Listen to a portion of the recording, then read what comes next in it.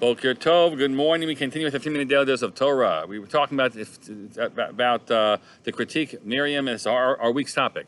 Miriam now speak against Moshe. That's what Torah says about the Isha Cushite which he took, which we're now looking at the approach which says it's referring to Tzipora, the only woman we know married. And the reasons why we call her Tzipora is Cushite, fine. So we should know she's a very fine woman. Says the Yalkut Shimoni. But Telach Tzipor B'Darchei Beit Yisrael Lo Chasra Davar Mitzidkat Sarah B'Rivka Rachel V'Leah Givaot Olam. She was a very pious woman, followed all the ways of our ancestor matriarchs. So, is it marrying her that's the problem? And there are indeed some who will say that indeed that's the case, or is it what happens afterwards? Hold on a second. I quote that right here. Possible that the critique is possible. The critique is because he married her before the Torah was given, and it was not permitted, when it was allowed. But now the Torah was given, not to be married to a Gentile. So why is it okay? Even though she's a very fine woman, the pushback is everybody converted at Sinai. Everybody was in a conversionary experience, including Tzipora. All depends. When does Tzipora arrive? That's now a big question. And you go back to Parshat Yitro. When did Tzipora arrive? Before or after the Torah was given? So that might be the basis for their critique. But now would bring us to the core message that perhaps we might even know from other learnings. Says Onkelos, what is their critique? The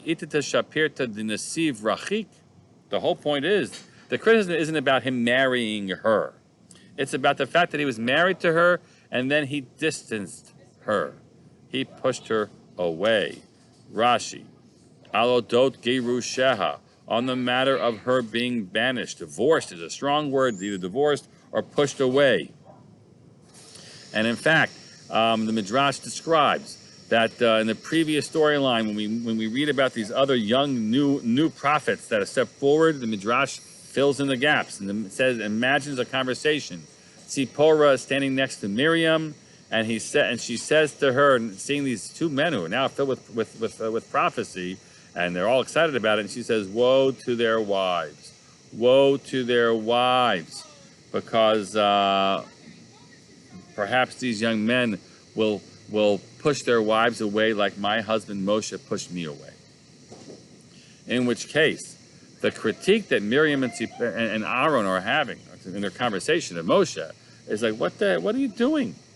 Just because you're a prophet of God? I mean, they didn't know this. This was private information, and in some bitter moment, sad moment, poor Tzipora opens her heart to her sister-in-law, and they're shocked. And that's why this next conversation happens. They want, almost like ready for an intervention. They cannot believe that Moshe would distance himself from his wife in this way just because he's a prophet. Oy vavoy. And the truth is, on every level, this is a reasonable critique, except that not for Moshe. That is tomorrow's interpretation for us to take part in. Have a great day.